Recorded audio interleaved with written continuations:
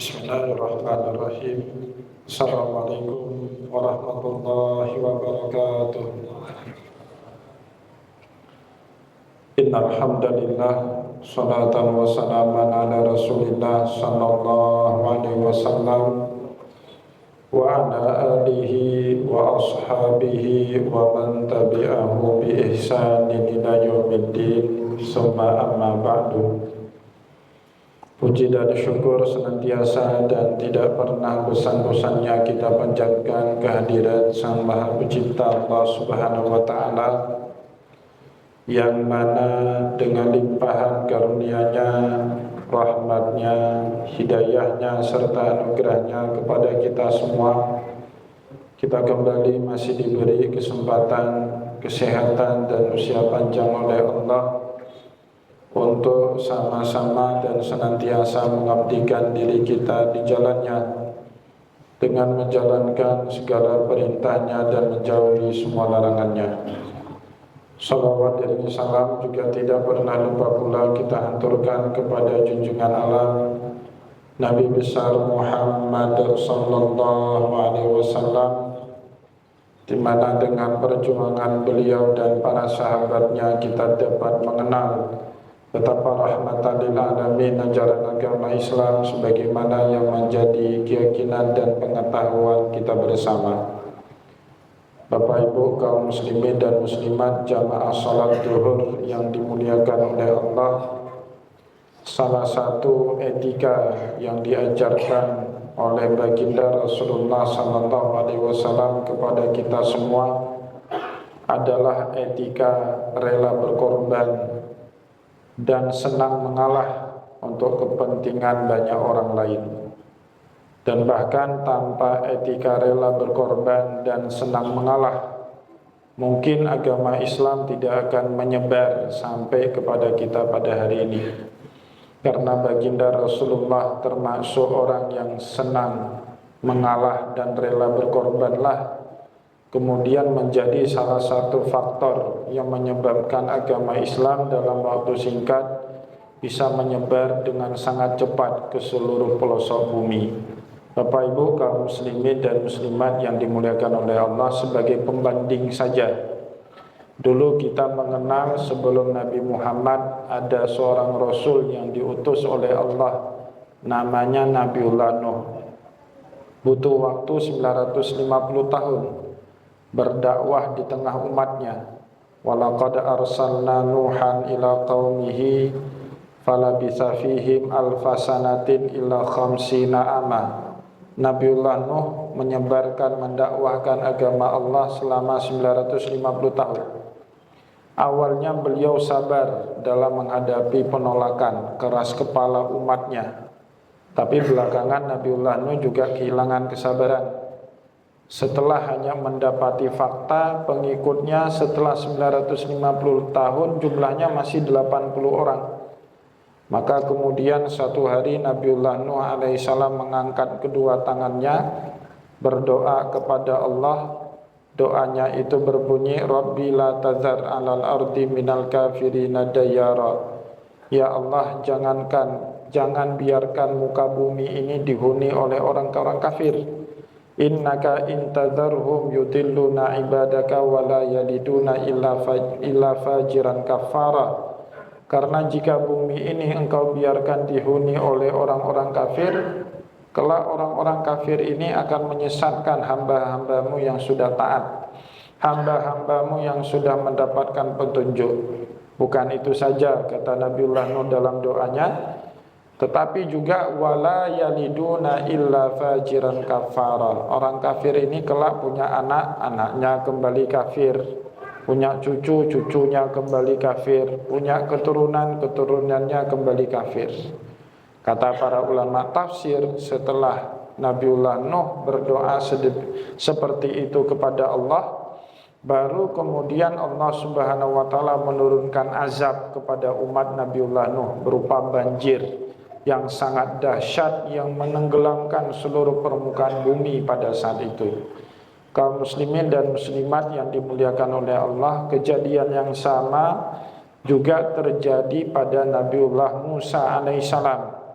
di awal dakwahnya bersama saudaranya Harun, Allah memerintahkan Nabiullah Musa untuk bertutur kata sopan dan lembut kepada Fir'aun yang keras kepala.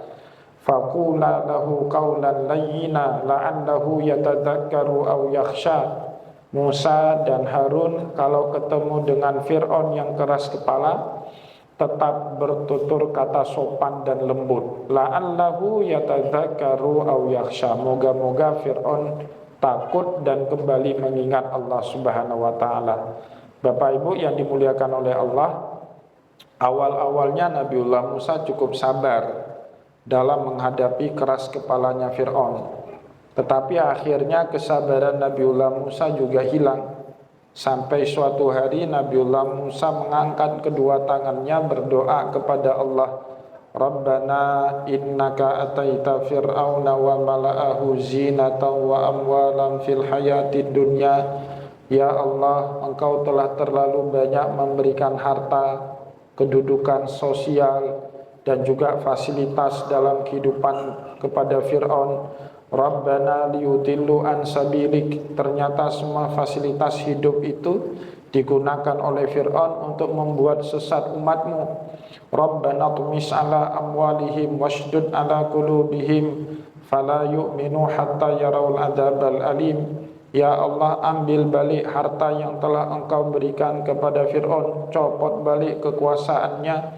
Washdud ala qulubihim, gembok rapat-rapat hatinya Fir'aun. Fala yu'minu hatta yarawul adzabal alim. Jangan biarkan dia beriman sampai dia melihat azabmu yang pedih. Kemudian doanya Nabiullah Musa segera dijawab sama Allah. Qala qad ujibat da'watukuma fastaqima wala tattabi'anni sabilal ladzina la ya'lamun. Musa dan Harun, doa kalian berdua aku jawab. Kalian istiqomah, jangan pernah ikuti jalannya Fir'aun. Maka kemudian terjadi seperti yang kita ketahui di dalam sejarah, Musa atau Fir'aun dan bala tentaranya ditenggelamkan oleh Allah Subhanahu wa taala di Laut Merah. Bapak Ibu kaum muslimin dan muslimat yang dimuliakan oleh Allah, kejadian yang sama persis pernah terjadi pada Nabi Muhammad. Kisahnya saat Nabi Muhammad hijrah ke Taif. Beliau menerima penolakan yang sangat dahsyat. Bahkan bukan hanya penolakan, beliau juga dicemooh, diintimidasi, diteror, bahkan berusaha dibunuh oleh orang-orang Taif. Nah, dalam keadaan seperti itu, Rasulullah keluar dari negeri Taif dalam keadaan yang sangat prihatin. Dalam kitab Sunan At-Tirmidzi disebut hatta kundimat na'laihi bidima, sampai-sampai dua sendal yang dipakai oleh Rasulullah berlumuran darah yang bercucuran dari keningnya Nabi. Dalam keadaan seperti itu datang tiga sosok malaikat kepada Rasulullah. Masing-masing malaikat menawarkan jasanya kepada Nabi. Malaikat yang pertama berkata, Muhammad, minta sama Allah, niscaya akan aku tenggelamkan kota Taif sebagaimana yang aku perbuat dulu kepada umatnya Nabiullah Nuh. Malaikat yang kedua berkata, Muhammad, minta kepada Allah, niscaya aku telungkupkan kota Taif sebagaimana yang pernah aku lakukan dulu kepada umatnya Nabiullah Lut.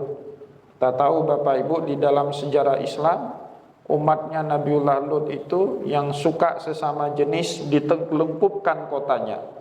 Faja'alna 'aliyaha safilaha wa amtarna 'alaiha hijaratan min sijilin mandud. Yang atasnya dijadikan ke bawah dan bawahnya dijadikan ke atas oleh Allah. Dan malaikat yang ketiga juga berkata kepada Nabi Muhammad, ya Muhammad, minta sama Allah, niscaya aku tenggelamkan penduduknya kota Taif sebagaimana yang dulu aku pernah lakukan kepada umatnya, kepada Fir'aun, umatnya Nabiullah Musa alaihissalam.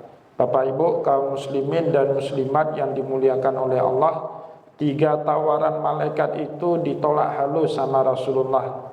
Nabi Muhammad SAW saat itu hanya berkata, Inni arju ayyakuna min aslabihim man yatawallah. Semua yang kau tawarkan kepadaku tidak aku terima.